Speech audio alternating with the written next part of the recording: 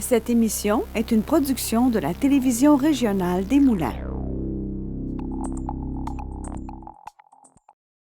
Ce midi au bulletin, 2 députés caquistes réagissent au plus récent budget, un forum sur l'immigration dans la Naudière, des produits hygiéniques sanitaires gratuits au cégep de l'Assomption et l'annonce de travaux routiers à Mascouche.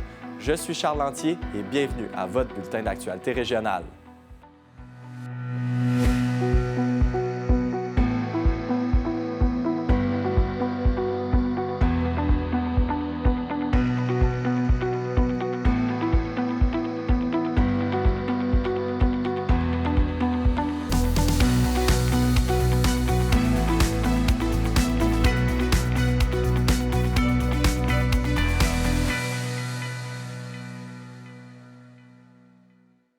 C'est mardi dernier que le gouvernement du Québec a déposé son plus récent budget. Pour en parler, je reçois en studio Mme Lucie Lecourt, députée des Plaines, ainsi que M. Mathieu Lemay, député de Masson. Bonjour à vous. Bonjour. Premièrement, parlez-moi de ce dépôt de ce budget. Vas-y. Ah bien, certainement. Bien, écoutez, c'est sûr que on aurait aimé ça ne pas avoir de déficit, mais dans le contexte actuel, on va prendre le déficit et faire nos devoirs, bien entendu, pour revenir à l'équilibre budgétaire. Mais moi, je suis quand même ravi au niveau du logement abordable et aussi pour les organismes communautaires, là, ce qui est important, là, ce qui fait en sorte que, dans le contexte d'inflation, on est capable d'aider nos citoyens les plus dans le besoin. C'est sûr que ça a été un dépôt de budget courageux pour le ministre des Finances parce que dans la situation dans laquelle on est actuellement, c'est pas facile. Par contre, je pense que l'important à retenir dans ce budget-ci, c'est le maintien et même l'amélioration quand même assez importante des missions de l'État, de notre rôle dans les missions d'État, que sont l'éducation et la santé. M. Legault, hein, il le dit souvent, notre patron, mais notre premier ministre le dit souvent que l'éducation, c'est la priorité. Les jeunes, ce sont l'avenir de notre nation aussi, donc il faut s'en préoccuper. Puis quand on parle des missions de l'État, c'est non seulement au niveau du maintien et de l'amélioration dans les services, mais également les bâtiments. On a un PQI qui est quand même assez un programme québécois des infrastructures qui a augmenté encore une fois cette fois-ci. Alors, c'est important parce que de maintenir et d'améliorer aussi nos bâtiments, que ce soit scolaire, au niveau de la santé aussi, c'est d'une grande importance. Moi, si je peux me permettre, vraiment dans le dépôt, la mesure que j'ai trouvée la plus importante pour moi comme individu, mais aussi pour notre population, c'est celle sur le régime des rentes du Québec, où on a enlevé ce qu'on appelle, les gens appelaient ça une pénalité pour les personnes invalides qui recevaient des rentes entre 60 et 65 ans. À partir de 65 ans, il y avait une diminution. Et ça, c'est une belle victoire pour eux, parce que c'est une mesure qui, soit dit en passant, ne coûte rien au gouvernement, parce que le régime est bien comptabilisé, est bien capitalisé, pardon, mais elle est importante pour ces gens-là. Et pour nous, de poser le geste, ça va être en janvier, mais il faut avoir une mesure législative pour le permettre. Mais je pense que c'est important qu'on passe à l'acte, parce que les libéraux n'avaient rien fait pendant, 15 ans à peu près, dans cette mesure-là. Alors, pour nous, c'est important de modifier cette réalité. Super. Est-ce qu'il y a des investissements intéressants, des points à surveiller pour les Lanaudois? Bien, c'est sûr que vous le voyez, la construction de l'hôpital Pierre-Legardeur, là, c'est en réalisation, là, ça devrait achever. Nous, on a eu notre part au niveau des écoles primaires et secondaires aussi. On l'a dans les divers comtés et on a aussi en infrastructure routière pour s'assurer du maintien des actifs.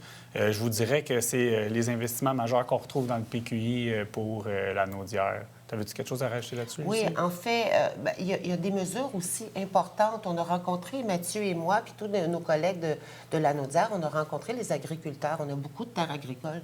Moi, dans ma circonscription, j'en ai beaucoup, non seulement dans la partie de la Naudoise, mais dans la partie des Laurentides aussi.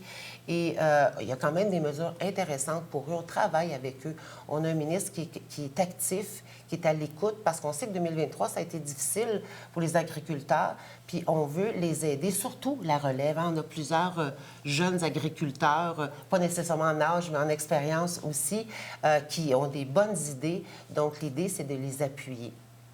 En tant que député de Les Plaines, Masson, qu'est-ce qui était le plus important pour vous de mettre de l'avant dans ce budget, peut-être? Moi, essentiellement, là, c'est vraiment l'éducation, la santé. Puis j'ai une belle fierté par rapport à toutes les avancées qu'on a faites. Puis évidemment, les organismes communautaires aussi. Il y a du financement à la mission qui a été accordé très récemment, puis on va continuer à le faire parce que c'était une priorité pour les organisations communautaires de nos territoires. En tant qu'adjoint à l'environnement, je vous dirais qu'on a quand même fait un rehaussement pour faire l'adaptation au changement climatique, qui est quand même une importance, il faut en tenir en considération maintenant. On a aussi, on maintient le cap sur notre programme Rouler vert avec la fin du programme Rouler vert graduel, qui est l'incitatif pour l'achat d'un véhicule électrique neuf en janvier 2025 va passer à 4 000 $, donc on est en réduction. Mais d'un autre côté, on a mis 515 millions pour les bornes de recharge. Donc, on est après avoir fait l'achat des véhicules électriques, on stimule davantage la recharge publique avec l'ajout de 110 000 bornes de niveau 2 sur le territoire, puis 6 700 bornes de recharge rapide. On tient compte des orphelins de la recharge aussi, ceux qui sont dans des multilogements. On rajoute des cases de stationnement prévues pour s'assurer que tous les Québécois puissent avoir accès à la recharge. Fait que, je vous dirais que ça, c'est quand même une bonne avancée. La Naudière devrait avoir sa juste part là, des recharges publiques aussi. Parfait. Vous avez parlé, en commençant, du budget déficitaire de 11 milliards. Tout de même, j'imagine qu'il faut rester optimiste. Oui, parce que, bon, c'est sûr que c'est important. Le chiffre est faraminque, là, c'est énorme comme chiffre. Par ailleurs, je pense que ce qui est important de retenir, comme je disais tantôt, c'est qu'on stabilise puis on va de l'avant avec les missions de l'État. Puis c'est un choix qui était difficile. Je disais tantôt que le ministre a eu le courage de le déposer parce qu'effectivement, quand tu déposes un budget avec un déficit de 11 milliards, par contre, je pense que M. Legault, notre premier ministre, l'a bien expliqué. Si on regarde le PIB, on est quand même, par rapport au PIB, on est quand même dans pas les plus importants déficits, mais il faut s'en préoccuper. Puis je pense que l'ensemble d'entre nous, lorsqu'on l'a vu, on n'était pas...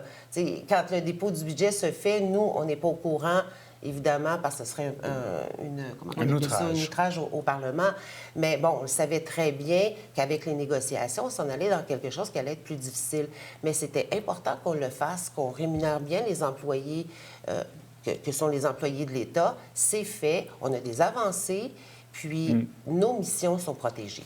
Je rajouterais le fait qu'on va faire quand même une optimisation au niveau des programmes et un allègement réglementaire, ce qui devrait nous aider à retrouver l'équilibre budgétaire, mais aussi la révision des programmes qui sont offerts aux entreprises. Donc, il y avait plusieurs programmes qui ne sont plus d'actualité, pour lesquels une révision s'impose et qui fera en sorte qu'on pourra aller chercher... en fait, réduire le déficit pour le prochain budget, bien entendu. J'oserais même dire que cette révision-là, elle est déjà commencée, mais elle va s'optimiser dans la prochaine année pour qu'il y ait des plans, justement, de déposer au terme de l'exercice. Mais c'était un engagement qu'on avait déjà pris. Mais c'est pas évident de faire le ménage de tous les programmes qu'on a. Par contre, comme je dis, le fait qu'on est face à cette réalité-là, bien, ça va accélérer aussi le processus. Mais super. Merci beaucoup d'avoir pris le temps de venir nous voir en studio aujourd'hui. C'est un grand plaisir. Merci, Charles. Merci.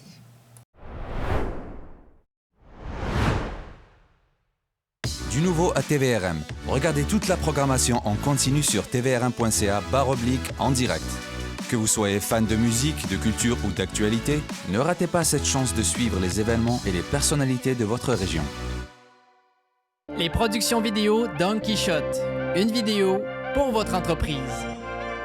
Un studio tout équipé, spécialisé. Vos valeurs, votre organisme. Nous avons aussi le service de drone qui vous permettra de prendre des plans de vue les plus spectaculaires. Ainsi que notre service de streaming web pour prendre vos directs. Rapide, unique, Don Quichotte. Créons ensemble la vidéo qu'il vous faut.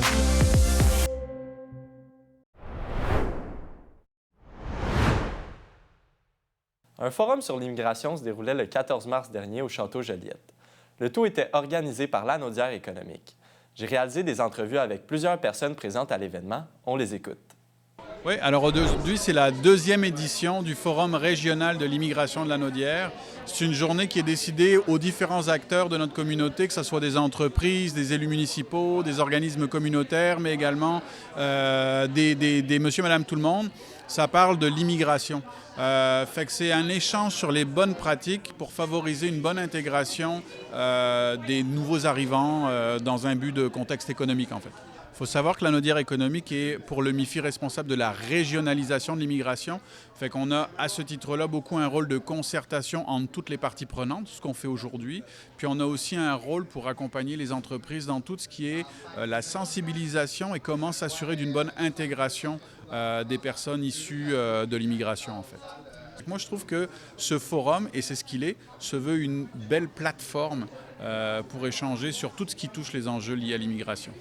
Vous avez des panels qui vont parler en fait de la perspective des personnes immigrantes parce que évidemment il faut faire des personnes immigrantes des citoyens entiers et non pas entièrement à part.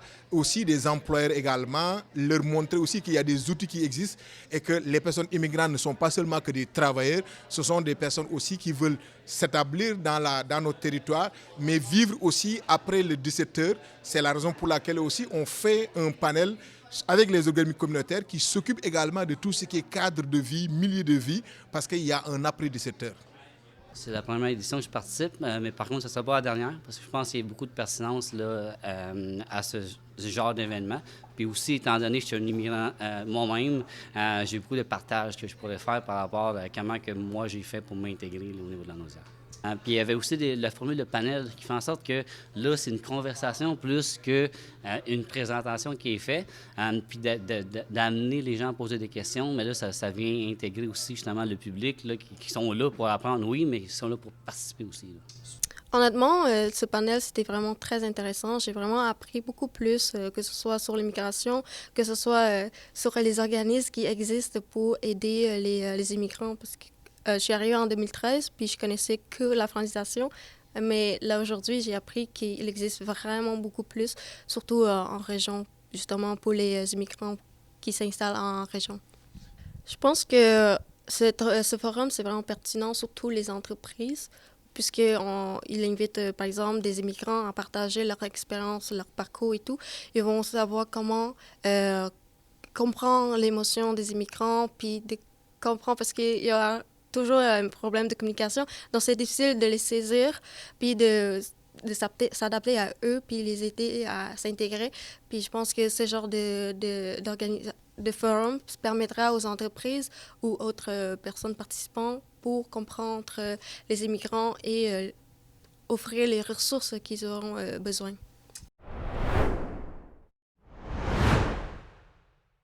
Rendez-vous sur le site de tvrm.ca.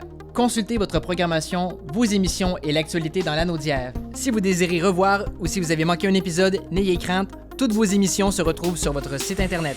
Devenez membre de TVRM, c'est contribuer au développement de sa mission et de sa communauté. Ne manquez pas votre bulletin en direct le mardi et le jeudi midi pour être informé de tout ce qui se passe dans votre région et plein d'autres émissions sur votre communauté. La télévision régionale des Moulins, pour voir et être vue.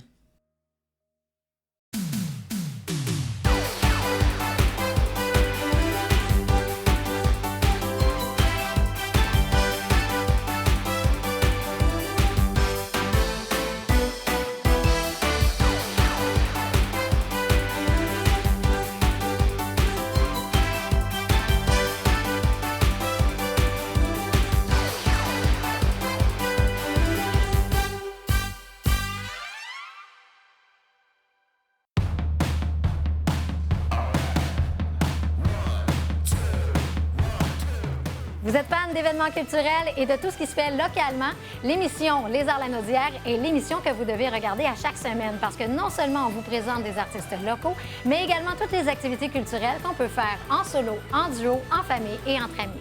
Bienvenue à Les Arts la Naudière.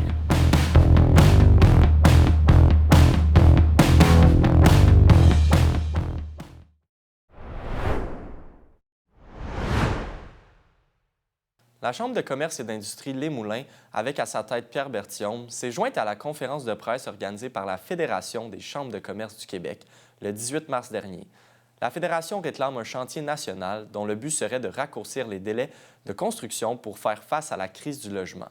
Plusieurs pistes de solutions y ont été proposés pour les différents paliers gouvernementaux.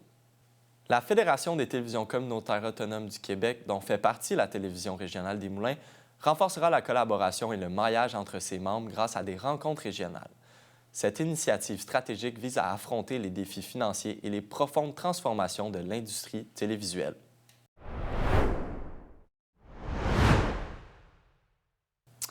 Nous recevons aujourd'hui en studio Mallory Harvey, présidente de l'Association étudiante du Cégep de Lanaudière à l'Assomption, pour nous parler de cette annonce concernant la gratuité des produits hygiéniques sanitaires au Cégep de l'Assomption. Bonjour Mallory. Merci, bonjour.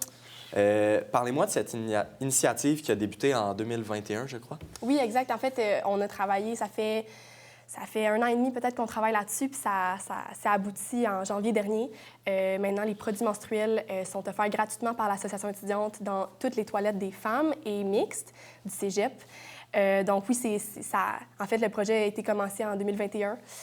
Moi, quand je suis arrivée en 2022 à l'Association étudiante, j'ai pris la relève pour pas qu'il soit laissé de côté. C'était vraiment important pour moi, puis c'est ça, c'est abouti en janvier dernier. On est super contents. Super. Comment ça fonctionne, le fonctionnement? Comment on peut se procurer ces produits hygiéniques? Bien, c'est tout simple. En fait, nous, pour réaliser le projet, on a collaboré avec les ressources matérielles du Cégep. Donc, on avait déjà des machines qui étaient en place, qui étaient payantes. Ça fonctionnait avec de la monnaie, là. Puis, ils n'étaient plus utilisés du tout. Puis, personne ne prête de monnaie aujourd'hui, là. Puis, il était souvent vide, c'était pas pratique. Puis, on a simplement fait quelques modifications au niveau des pièces des machines pour les rendre gratuites. Donc, tout simplement, là, une jeune fille peut aller ou une employée même du Cégep va dans la salle de bain puis a accès gratuitement aux produits. Super. Est-ce que vous avez eu de l'aide de certaines personnes, certains partenaires? J'imagine qu'un projet du genre, ça se fait pas tout seul. Bien, en fait, c'est vraiment une initiative de l'association étudiante. On voyait là, des jeunes filles qui allaient au bureau des services aux étudiants pour avoir des produits quand ils étaient mal pris ou quand il manquait de moyens. Puis ça a vraiment été une initiative de l'association. On a beaucoup collaboré avec la direction quand même qui a accueilli ce projet-là à bras grands ouverts. Puis, c'est ça, ressources matérielles, mais essentiellement, là, c'est notre initiative. On est super fiers de ça. Super. Ça profite à plus de 1000 personnes dans l'ensemble du Cégep. C'est quand même un gros volume, ouais, quand même. Oui, bien, c'est ça. Avec le temps, ça va faire de plus en plus de gens qui peuvent en profiter. 1000 étudiantes à peu près, on est 2000 au Cégep de l'Assomption, plus tous les employés, les enseignantes, les membres du personnel. Super. Ça s'est quand même extensionné sur un bon laps de temps. J'imagine qu'annoncer une nouvelle du genre, c'est super, là, 3 ans que ça a pris. Quand tu es arrivé en poste, qu'est-ce que tu pensais que ça allait être les défis pour créer quelque chose à ce niveau-là? Je pense que, bien, c'est sûr, il faut tout le temps des projets comme ça. Il y en a 1000, là, des initiatives qui veulent se faire dans des cégeps. Tout le monde a des idées, tout le monde veut réaliser leur projet. Puis je pense que le défi, c'était justement d'insister pour que ça se réalise puis que ça s'aboutisse. Ça a pris un peu de temps, justement, mais c'est normal. Mais justement, faire sentir à la direction que c'était important pour nous, que c'était désiré aussi par les étudiantes. Puis, de choisir ce projet-là, j'imagine, là, parmi les plusieurs projets qui sont soumis, vraiment d'accorder son attention. Oui. Super. Je voulais savoir aussi, il y a le Cégep de Terrebonne qui veut peut-être considérer le projet, peut-être l'implanter dans son cégep. Qu'est-ce que tu en penses? Est-ce que tu penses que... C'est super. C'est génial. Bien, nous, on espère juste que ça va prendre de l'ampleur. C'est un mouvement encore un peu timide au Québec. On le voit là, à travers quelques associations étudiantes. Il y a quelques organismes aussi qui essaient d'implanter ça dans certains établissements. Ça se voit plus ailleurs. En Écosse, par exemple, c'est vraiment rendu... répandu, normalisé, en fait. Puis là, il y a le gouvernement fédéral qui a commencé à instaurer ça dans ces établissements. Mais oui, on espère juste que ça va prendre de l'ampleur puis que d'autres associations étudiantes vont emboîter le pas. Terrebonne est vraiment dans les démarches actuellement. Ça va se faire très bientôt. Bien, super. Merci beaucoup d'avoir pris le temps de venir en studio aujourd'hui. Merci à vous.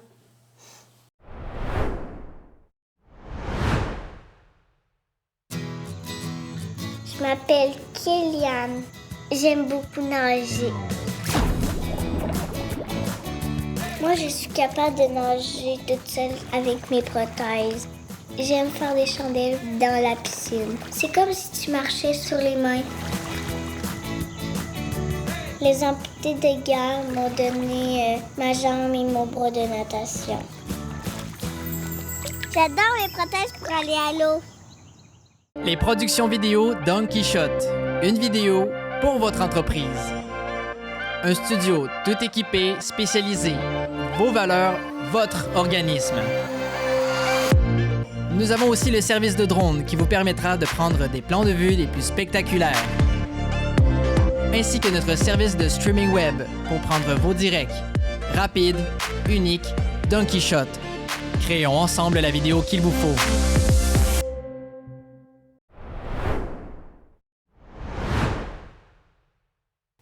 Plusieurs chantiers routiers se mettront en branle dans la municipalité de Mascouche au cours des prochaines semaines. Et pour en discuter, je reçois le maire de la ville, Guillaume Tremblay. Bonjour. Bonjour. Quels seront ces chantiers, puis où seront-ils situés? Bien, écoute, tout d'abord, tu me permettras d'entrée de jeu de mentionner que la ville de Mascouche avait mis de l'avant une étude de circulation sur l'ensemble de son territoire en 2019. L'année dernière, on a fini le grand chantier de l'Esplanade, donc au coin de l'Esplanade, Montémasson. Les gens le voient, là, ça a vraiment amélioré la situation dans cette intersection de beaucoup. Maintenant, on s'attaque au boulevard Mascouche cette année. Les gens le voient là, présentement. Merci d'ailleurs de la patience des citoyens d'entrée de jeu pour des travaux comme ça. Ça prend vraiment de la patience, mais il faut toujours se dire qu'après la chenille, c'est le papillon. Donc, le beau jour s'en vient, les beaux jours s'en viennent. Donc, on est en train d'élargir justement le boulevard Mascouche de la Montémasson jusqu'à l'avenue de l'Étang. Vous allez pouvoir tourner quand on arrive de Terrebonne. Là, quand vous allez arriver de la Montémasson, vous allez pouvoir tourner en double sur le boulevard Mascouche. L'objectif, c'est d'avoir plusieurs possibilités pour les citoyens, donc autant par l'Esplanade, le boulevard Mascouche que, bien sûr, le chemin Sainte-Marie. On va rajouter un feu de circulation à Maupassant, à Lapointe, à Châteaubriand et à l'avenue de l'Étang. Donc, l'objectif, là, c'est de rendre beaucoup plus fluide le boulevard Mascouche, que les gens puissent l'emprunter au maximum. Puis, comme je dis toujours aux gens, bien, le monsieur ou la madame qui, à 3h30, 4h, va décider de partir de chez eux, aller acheter à peine de lait, peut-être va attendre un petit peu au feu de circulation sur le boulevard Mascouche. L'objectif, c'est que ça roule puis que les gens puissent rentrer le plus rapidement possible à la maison. Ça va finir vers le mois de juillet. Puis en même temps, on va commencer les travaux sur le chemin des Anglais. Donc, c'est des travaux majeurs qui s'en viennent. C'est 25 millions qui vont être investis sur le chemin des Anglais. Les travaux vont commencer sur le chemin des Anglais du chemin Sainte-Marie jusqu'au boulevard Raymond. Donc là, ici, on parle d'urbanisation du chemin des Anglais. On parle de pistes cyclables, on parle de trottoirs, parce qu'il faut savoir qu'il y a une école, une nouvelle école dans les Jardins du Coteau, donc pour pouvoir permettre aux enfants d'aller à l'école en sécurité. C'est notre priorité comme élu, de nous assurer que nos jeunes sont en sécurité. Donc, ça va être ce tronçon-là. Finalement, il va y avoir aussi tout le tronçon entre la rue Rawlinson et l'avenue Garden. Donc, si cette année, on attaque, il va y avoir des bits de virage, on va élargir aux endroits stratégiques. Donc, c'est énormément de travaux qui s'en viennent. Après ça, c'est important, je vais faire ça rapidement. L'année prochaine, notre objectif, c'est d'avoir l'autorisation du ministère des Transports pour faire la bretelle de sortie, pour qu'en 2026, une nouvelle bretelle de sortie qui va sortir de la 640 directement sur l'avenue de l'Esplanade. Finalement, en 2026, revenez, terminer les travaux du chemin des Anglais. Mais pour nous, c'est essentiel d'avoir la bretelle de sortie pour pouvoir rentrer à l'entrée du chemin des Anglais, faire des travaux. Vous comprenez que ça va tellement être majeur, ces travaux-là, que la bretelle va nous permettre d'avoir une autre possibilité pour pouvoir faire passer des citoyens ailleurs, parce que je pense qu'on fait des travaux que du jour au lendemain, il n'y a plus de circulation, au contraire. Donc, nous, notre plan de match est fait. Maintenant, ça prend la collaboration du gouvernement du Québec. Ce qu'on me dit, c'est que ça va bien. Il faut continuer à bien aller parce que les travaux doivent commencer l'été prochain pour la bretelle. Pour nous, c'est important. Super. J'imagine que ces travaux-là, c'est une nécessité, là. Oui, c'est plus qu'une nécessité, c'est une obligation. Je donne un exemple. Sur le chemin des Anglais, on va passer d'une cote DE à une cote B- à peu près. Donc, tu sais, on comprend, c'est A, B, C, D, E, F. Mais là, la cote E va monter environ à B. Donc, ça va être vraiment une amélioration. Il faut se dire, par exemple, Mascouche, on est une ville jeune. Les gens rentrent tous de travailler en même temps. Ça ne sera jamais parfait. Mais je peux vous dire que ces travaux-là vont améliorer de beaucoup. Les gens nous ont fait confiance pour l'Esplanade. Je pense qu'aujourd'hui, les gens le voient. Les gens vont le voir sur l'avenue, sur le boulevard Mascouche. Puis les gens aussi vont le voir sur le chemin des Anglais. Mais le chemin des Anglais, on veut le faire d'un bout à l'autre. Mais pour ça, ça nous prend la bretelle. Je demande au gouvernement du Québec d'avoir les autorisations l'année prochaine. Super. J'imagine que vous avez des stratégies pour réduire la congestion pendant ces travaux-là. Bien, clairement, on travaille avec nos analystes.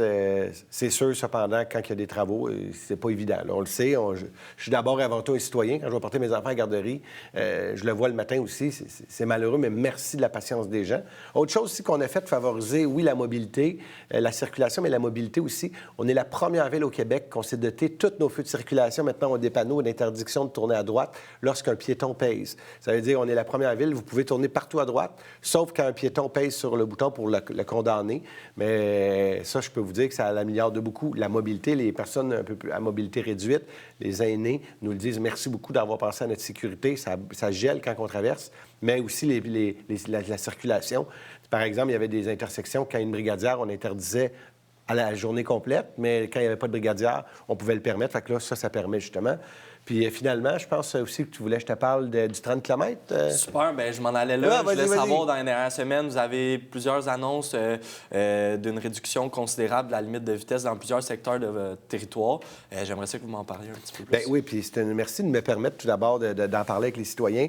La ville de Mascouche, on a diminué de façon importante la vitesse dans les rues. Pourquoi? Parce qu'il y a des études qui démontrent que lorsque vous diminuez de 10 km, 15 km, 20 km dans une portion de rue, bien, la sécurité, le danger avec une collision est beaucoup de moindre impact. Donc, c'est pas rien qu'on a permis, dans certaines rues, on est passé de 40 à 30 km, des rues de 50 à 40. J'invite les citoyens d'aller consulter sur le site Internet. Vous allez voir, le règlement a été voté. Il est voté définitivement lundi qui s'en vient, donc le 25, je pense, lundi le 25 mars, qui est voté définitivement.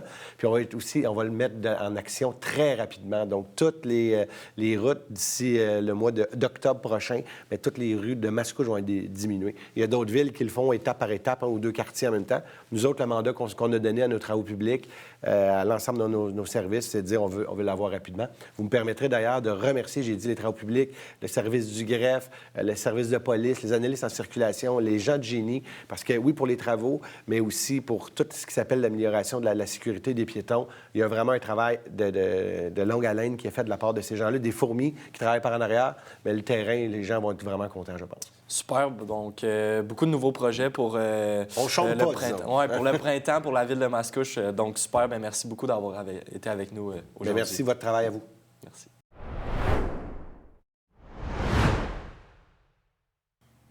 La CEF Lanaudière souhaite vous rappeler d'être prudent face aux pratiques trompeuses liées à la vente de systèmes de thermopompes et la promotion des programmes de subvention. Veuillez noter qu'aucune autorité gouvernementale ne procède à des sollicitations directes. En effet, c'est au consommateur de vérifier son admissibilité au programme. Restez vigilant face aux promesses parfois malhonnêtes de certains vendeurs. C'est aujourd'hui qu'ouvre le stationnement étagé à l'hôpital Pierre-le-Gardeur. Ce stationnement de 400 espaces répartis sur 4 niveaux est à place mixte, c'est-à-dire qu'il ne comprend pas de zone réservée. Bien qu'il soit désormais accessible, certains travaux restent à terminer, le tout sans nuire à la circulation ou à la sécurité des utilisateurs. Notez que la signalisation sur place permet de bien s'orienter et que les tarifs en vigueur restent les mêmes.